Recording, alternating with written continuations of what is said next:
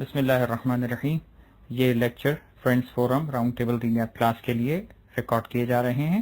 Class 9 lecture number 10. بسم اللہ الرحمن الرحیم.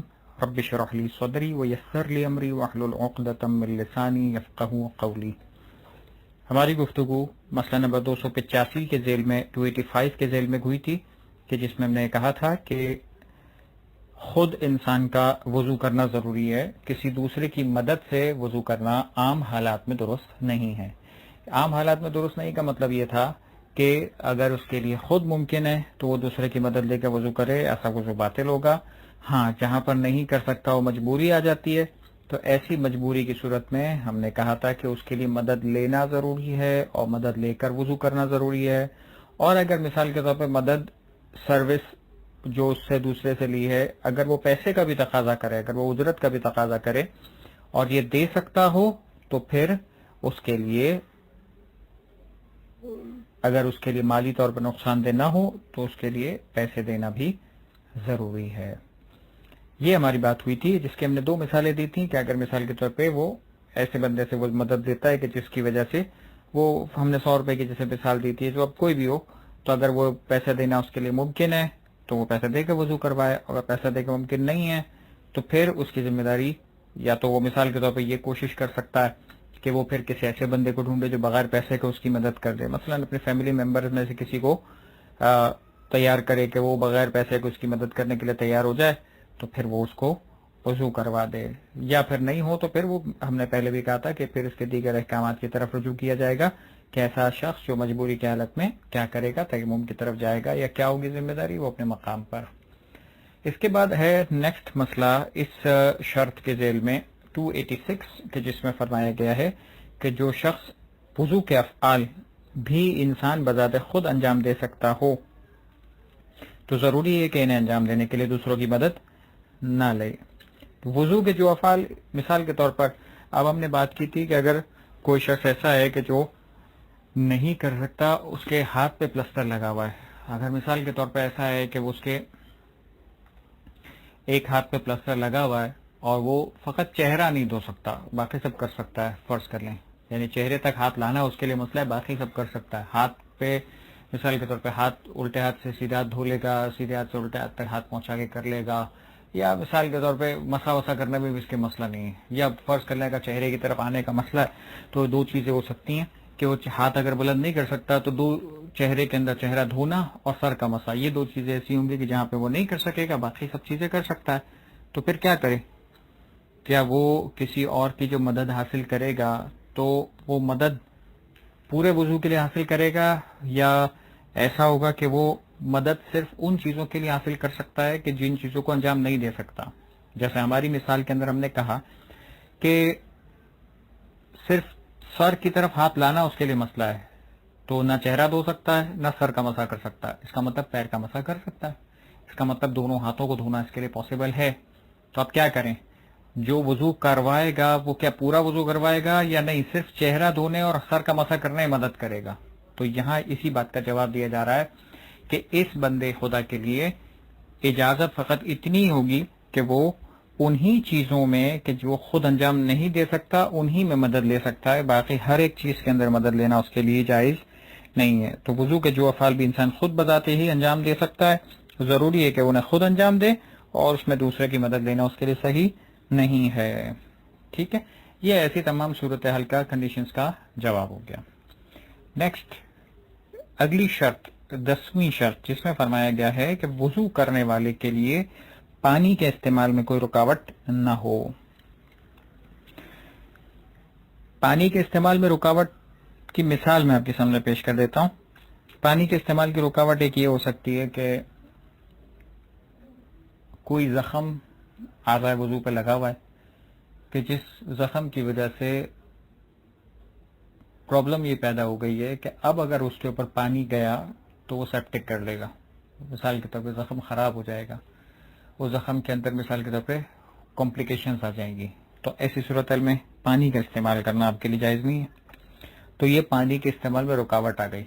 یا مثال کے طور پہ دوسری کیفیت یہ ہو سکتی ہے کہ اب آپ کوئی ایسی صورتحال میں آ گئے ہیں کہ فرض کریں پانی آپ کے پاس اتنا ہے کہ آپ یا تو اپنی جان بچانے کے لیے پانی رکھیں. مثلا سفر کے اندر پہلے زمانے کے اندر جیسا ہوتا تھا کہ اگر آج کے زمانے میں بھی اگر کوئی انسان پیدل کسی جگہ کا سفر کرتا ہے، نارملی ہم اس مشینری اور اس آٹو موبائلز کے دور کے اندر تصور کرنا مشکل ہے، لیکن اگر بالفرض آپ ایک اگزامپل کے طور پر لے سکتے ہیں کہ جہاں پر ہم پیدل سفر کرتے ہیں، مثلا مشی کرتے ہیں جہاں پر، تو جہاں مشی مثال کے طور پر 40 کے دنوں میں اتنا موقف لگے ہوئے ہیں، اتنی فیسلٹیز ہیں، سب کچھ ہے، تو آسان ہے کسی کے لیے.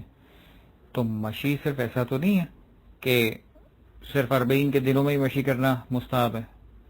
40 تو ایک مناسبت ہے، مشی تو پورا سال. اصل میں جو مشی کی روایات یا مشی سے متعلق ہے کہ امام کی زیارت کے لیے انسان پیدل جائے، دیٹ از کالڈ مشی. اس میں کہیں پہ بھی یہ نہیں ہے کہ 40 میں جائے، کہیں پہ بھی یہ نہیں ہے کہ 15 شعبان پہ جائے، کہیں پہ بھی یہ نہیں ہے کہ فلاں مثال کے طور پہ کسی ٹائم پہ جائے. وہ پورا سال میں کسی بھی دن جا سکتا ہے. اور مشی کا جو ثواب ہے وہ بالکل کامن ہے، یہ کسی ایک دن کے ساتھ خاص نہیں ہے. اب مثال کے طور پر جیسے امام حسین علیہ السلام کے لیے مشی کرنا ہے، اسی طریقے سے مولا کائنات علیہ السلام کے لیے مشی کرنا ہے. بلکہ بعض مقامات پر تو ثواب کہیں کئی گنا زیادہ بیان کیا گیا ہے کہ جتنا امام حسین علیہ السلام کے لیے مشی کرنے کا ثواب ہے، اس سے کہیں زیادہ مولا کائنات کے لیے مشی کرنے کا ثواب ہے. تو اور اسی لیے عراق کے علاقوں کے اندر جو پرانے لوگ ہیں وہ صرف ایسا نہیں ہے جو ہمارے یہاں ہندو پاک میں ایسا ہوتا ہے کہ ایک ٹرینڈ بن گیا ہے اور ایک شوق میں انسان جا رہا ہوتا ہے. تو یہ شوق اپنے مقام پر، لیکن اصل میں ہم عبادات کو ان شوقی رسومات سے نہیں لیتے، روایات سے دیکھنا چاہیے. اب روایات کے اندر کیا ہے؟ روایات کے اندر اس طرح سے ہے کہ امام کی زیارت کے لیے قدم اٹھانا، یہ جو قدم اٹھتے ہیں امام صلی اللہ علیہ وسلم کی زیارت کے لیے، یہ کہلاتا ہے مشی کرنا. مشی کا مطلب ہوتا ہے چلنا، پیدل چلنا، قدم اٹھانا. یہ جو قدم اٹھ رہے ہیں اس کو کہتے ہیں مشی. اس مشی کو یعنی صرف یہ نہیں ہے کہ آپ مثال کے طور پہ نجف سے کربلا گئے تبھی مشی کا ثواب ہے. آپ اپنے ہوٹل سے اترے تو جب بھی آپ ہوٹل سے اترے ہیں، یہ جو قدم آپ کا بڑھ رہا ہے سید الشہداء کی زیارت کے لیے، یہ قدم اٹھنا یہ بھی مشی ہے. اس پہ بھی مشی کا ثواب ہے. اس پہ بھی انسان کے لیے وہی اجر و ثواب لکھا جائے گا کہ جو مشی کی زحمت اٹھانے کا ثواب ہے.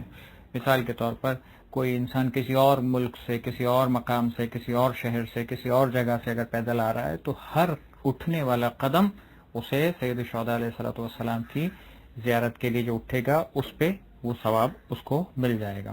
اسی طرح سے مولا کائنات علیہ السلام کے روضہ مبارک کی طرف ان کی زیارت کے لیے اگر کوئی انسان قدم بڑھاتا ہے تو اب چاہے کربلا سے آ رہا ہو، بغداد سے آ رہا ہو، اپنے ہوٹل سے اتر رہا ہو، کسی دوسرے علاقے سے آ رہا ہو، کوفہ سے آ رہا ہو، کہیں سے بھی آ رہا ہو، امام مولا کائنات علیہ السلام کی زیارت کے لیے اٹھنے والا قدم، یہ قدم مشی کا ثواب، اور یہ قدم اٹھنے والا جو ہے اس پر جو ثواب ہے وہی انسان کو ملتا ہے.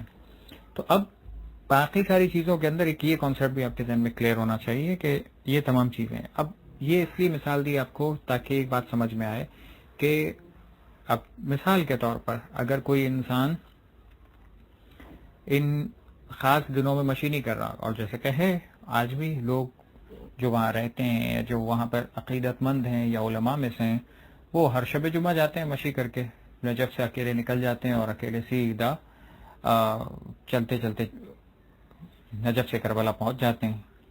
اب 1 دن لگے، 2 دن لگے، 1.5 دن لگے، وہ اتنے عادی ہو جاتے ہیں، اتنا زیادہ شوق زیارت کے اندر ہوتے ہیں کہ وہ اکیلے تنہا سفر کر جاتے ہیں. اگر مثال کے طور پہ ایسا کوئی سفر کرنے والا، اور پہلے زمانے میں یہ بہت کامن تھا کہ پہلے زمانے کا انسان اسی طرح سے پیدل سفر کرتا ہی تھا، اور ایسے پیدل سفر کرنے والوں کی تعداد بہت زیادہ ہوا کرتی تھی، اس لیے کہ ہر ایک کے پاس سواری ہونا، چاہے وہ گھوڑا ہو، خچر ہو، گدھا ہو، اونٹ ہو، یہ تمام چیزیں ہر ایک کے لیے ممکن نہیں ہوتی تھی. جیسے آج کے زمانے میں اگر تصور کیا جائے تو آج کے زمانے کے اندر کسی کے پاس بائک ہونا یہ کم ترین سواری ہے، لیکن ہر ایک کے پاس بائک بھی نہیں ہے. اس سے بڑھ کر لیں تو 4 پہیوں کی سواری، مثال کے طور پر اگر گاڑی کسی کے پاس، چاہے پرانی صحیح لیکن گاڑی ہے کسی کے پاس، کم لوگ ہیں.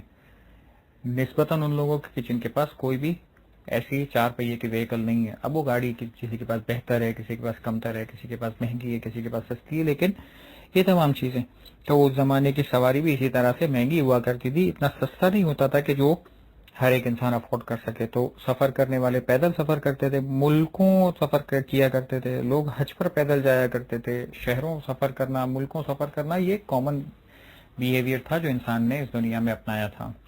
تو اب ایسی صورتحال کے اندر یہ تصور کرنا آسان ہے جس مثال کو میں آپ کو سمجھانا چاہ رہا ہوں، اور یہ ایکسٹریم اگزامپل اس لیے دی آپ کو تاکہ وہاں سے آپ اس کو ریزمبل کر سکیں کہ اگر آج بھی اگر کوئی ایسی کیفیت آ جاتی ہے تو اس صورتحال میں بھی یہی چیز اپلیکیبل ہوگی. مثلا پانی آپ کے پاس ایک بوتل تھا، آپ نے پانی لیا اور چل پڑے. آپ چلتے چلتے چلتے چلتے آپ کے پاس پیاس بہت زیادہ لگی. اب موسم تو کوئی بھی ہو سکتا ہے نا، مثال کے طور پہ گرم موسم ہے، آپ کو پیاس بھی لگ رہی ہے، آپ کو وضو کرنا ہے نماز کے لیے بھی، لیکن فی الحال مثال کے طور پہ صحرا سے گزر رہے ہیں. آپ صحرا سے گزرتے ہوئے آپ کے لیے ممکن نہیں ہے کہ آپ وضو کرتے ہیں اگر اس پانی سے تو پیئیں گے کیا؟ نہیں پیتے ہیں تو ہو سکتا ہے کہ آپ کی طبیعت خراب ہو جائے، ضرر کا باعث بنے، آپ ہو سکتا ہے موت کا باعث بن جائے آپ کے لیے، پیاسا رہ جائیں گے آپ. تو ایسی صورتحال میں پھر کہا جائے گا کہ پانی کے استعمال میں رکاوٹ ہے. یعنی پانی آپ یوز نہیں کر سکتے. پانی ہے آپ کے پاس لیکن یوز کرنے میں کیا ہے، کبھی جسم کے بیماری رکاوٹ بنتی ہے، کبھی جسم کی ضرورت یعنی پانی پینا رکاوٹ بن رہا ہے کہ بھائی آپ زندہ رہیں گے تو آگے کچھ کریں گے نا. اگر اس سے آپ نے وضو کر لیا تو اور پانی مثال کے طور پیے بغیر مر گئے تو ایسا وضو کر کے پھر آپ زندہ ہی نہیں رہ سکتے. تو شریعت کہی کہ آپ اپنے آپ کی زندگی کو بچائیے اور اس پانی کو پینے کے لیے استعمال کیجیے. ہاں وضو کی ذمہ داری کو ادا کرنے کے لیے کا وضو چھوڑیے پھر آپ تیمم کریں. تو پھر ایسی صورتحال میں یہ مسائل پیدا ہوتے ہیں. تو اب یہ مثال آپ ذہن میں رکھیے، اس مسئلے کو ہم پڑھتے ہیں. 287 میں فرماتے ہیں کہ اگر کوئی شخص بلکہ جس شخص کو خوف ہو کہ وضو کرنے سے بیمار ہو جائے گا یا اس پانی سے وضو کرے گا تو پیاسا رہ جائے گا تو اس کا فریضہ وضو نہیں ہے. یا تو بیمار ہو جائے گا یا وضو کرے گا تو پیاسا رہ جائے گا. اب بیمار ہو جانے میں مثال میں نے آپ کو زخم کی دی تھی. یہ بھی ہو سکتا ہے کہ بعض اوقات انسان بخار یا کسی ایسی کیفیت میں ہو کہ جہاں بخار کی وجہ سے انسان کے اوپر ایسی کیفیت آ جائے کہ جہاں پانی کا استعمال کرنا یا پانی یوز کرنا اس کے لیے مثال کے طور پر جہاں سخت سرد موسم ہے اور بخار کی کیفیت میں آ گیا تو وہاں مثال کے طور پر اگر ڈاکٹر منع کر لیتا ہے آپ کو کہ اگر پانی استعمال کریں گے پانی کو ٹچ بھی نہیں کرنا ہے آپ کو، تو ایسی صورتحال میں آپ پانی استعمال کریں گے تو آپ کی بیماری بڑھ سکتی ہے. تو یہ بھی ایک مثال بن سکتی ہے. تو ایسی صورتحال میں پھر فریضہ اس کا وضو نہیں ہے. اور اگر اسے علم نہ ہو کہ پانی اس کے لیے مضر ہے اور وہ وضو کر لے جبکہ وضو کرنا اس کے لیے واقعتاً نقصان دہ تھا تو اس کا وضو باطل ہے. یعنی آپ نے مثال کے طور پہ تھوڑا ہوشیاری کی اور وضو کر لیا تب تو حتماً آپ کا وضو باطل ہے کہ نہیں میں وضو کر لیتا ہوں بعد میں دیکھ لیں گے کچھ نہیں ہوتا. یا مثال کے طور پہ پتہ ہے آپ کو کہ نقصان دہ ہے اور آپ نے جان بوجھ کے الٹا کام کیا تو شریعت کہتی ہے ایسا وضو آپ اپنے پاس ہی رکھیے. شریعت اور احکام اسلامی اس بات کے متقاضی ہیں، حکم پروردگار یہ ہے کہ جب آپ سے جو مانگا جائے دیٹ از کالڈ عبادت، ورنہ مرضی چلانا یہ عبادت نہیں ہوتی. مرضی عبادت کا نام نہیں ہے، عبادت مرضی چلانے کا نام نہیں ہے. یہ ذہن میں رکھنا ضروری ہے. تو جو جس وقت کہا جائے وہ کرنا یہ عبادت کہلاتا ہے اور وہی پروردگار پسند کرتا ہے. تو اگر وہ جان بوجھ کے الٹا کام کرتا ہے تب بھی اس کا وضو باطل ہے. اور اگر بالفرض سے علم نہ ہو کہ پانی اس کے لیے مضر ہے، مثال کے طور پر نہیں پتا تھا اور اس نے استعمال کر لیا. اب استعمال تو کر لیا، وہ بیچارے نے جہالت میں استعمال کیا. کہتے ہیں کہ جہالت میں بھی اگر استعمال کیا ہے، نہیں پتا تھا تب بھی استعمال کر لیا اور وضو اس کے لیے واقعی نقصان دہ تھا. واقعی نقصان دیتا کا مطلب کیا، یعنی وہ وضو کیا اور الٹا اس کے بھاری پڑ گیا وضو کرنا، بیماری بڑھ گئی، اس کے لیے نقصان دہ ثابت ہوا، زخم خراب ہو گیا یا کوئی اور ایسی چیز ہوئی جس کے اندر شریعت نے منع کیا تھا. تو اب پتہ چل گیا نا کہ وہ وضو کرنے کی وجہ سے ہوا ہے. تو اگر وضو کرنے کی وجہ سے ہوا ہے تو وہ والا وضو جو آپ نے اس طرح سے کیا تھا چاہے پتہ نہ ہونے کی بنیاد پہ کیا تھا تب بھی آپ کا وضو باطل شمار کیا جائے گا. ٹھیک ہے، یہاں تک گفتگو رکھتے ہیں، پھر انشاءاللہ نیکسٹ کلاس میں کنٹینیو کرتے ہیں. وآخر دعوانا الحمد للہ رب العالمین.